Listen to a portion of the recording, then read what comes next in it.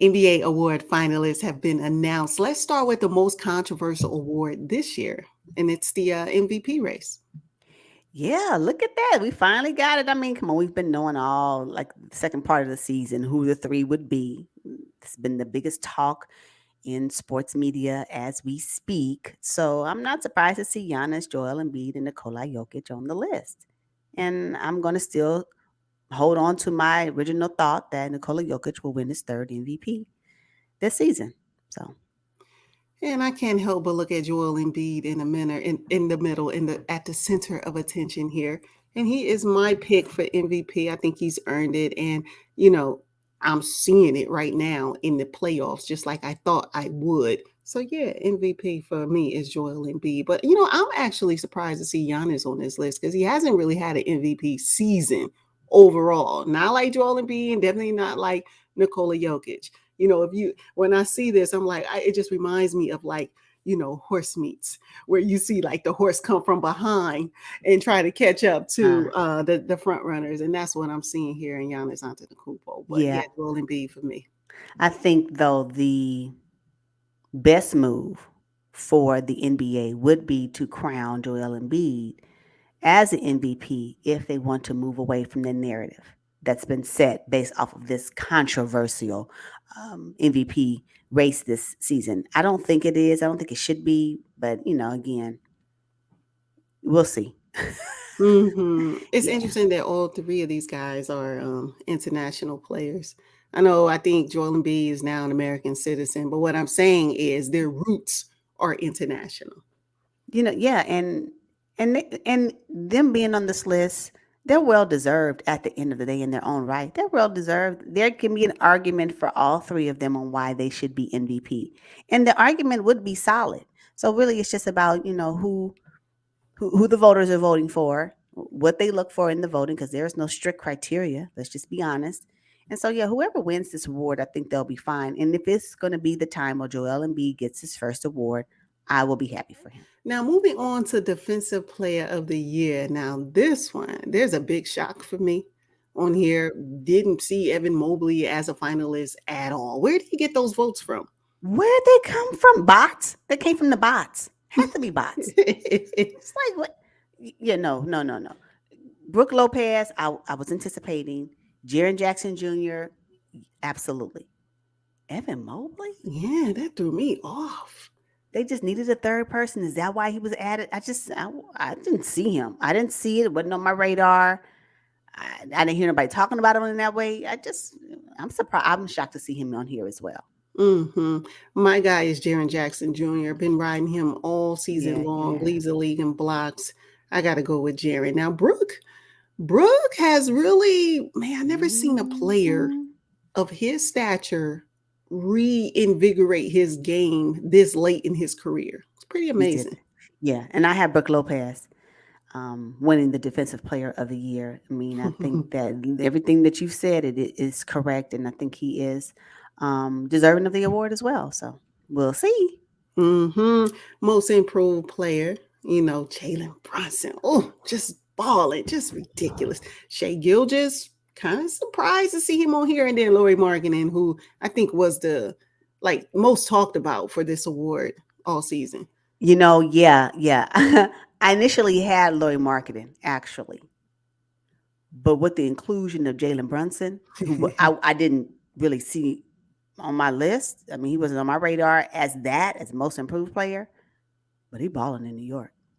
hmm And when you look at his year on year stats, provided he played a different role when he was with Dallas, he played a different role. He did not touch the ball as much as he's touching the ball today. So I can see why he would have improved stats. But not only improved stats, but also game changing. I think that he has been a game changer for the New York Knicks.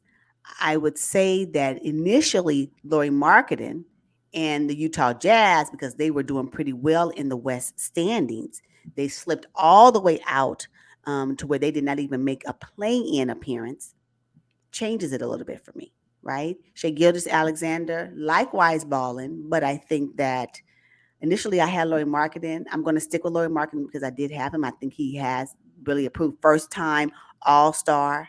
He earned that privilege this particular season. So I'm going to go with Lloyd Marketing, but Jalen Brunson is a surprise for me on this list. Yeah, I was riding with Laurie Marketing for most of the season. But Mm-hmm. something about when he sat out a good portion at the end.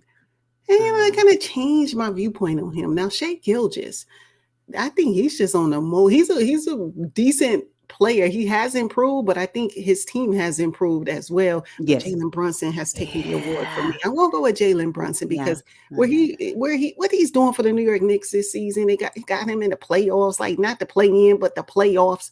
I'm going with Jalen Brunson. I Change my cannot, mind.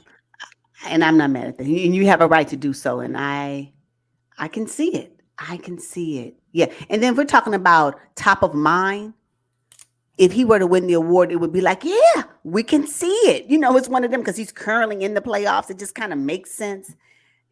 Lori, I was riding, but Jalen Brunson has a strong case for me as well. I hope it works out in the right way.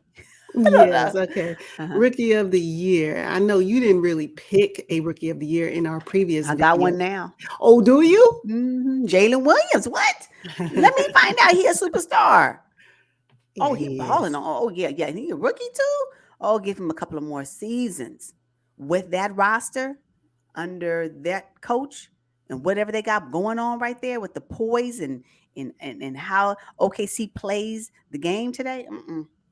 On my list, Jalen Williams is my rookie of the year. Yes. I'm gonna stick with Banchero. Now I know the Orlando Magic didn't accomplish much. Utah Jazz didn't either. Walker Kessler, but Jalen, yeah, he's a close second for me. Need to see a little bit more from him, and I know I will next Yes. season. But I'm gonna stay with Paolo Banchero. I'm mad at it.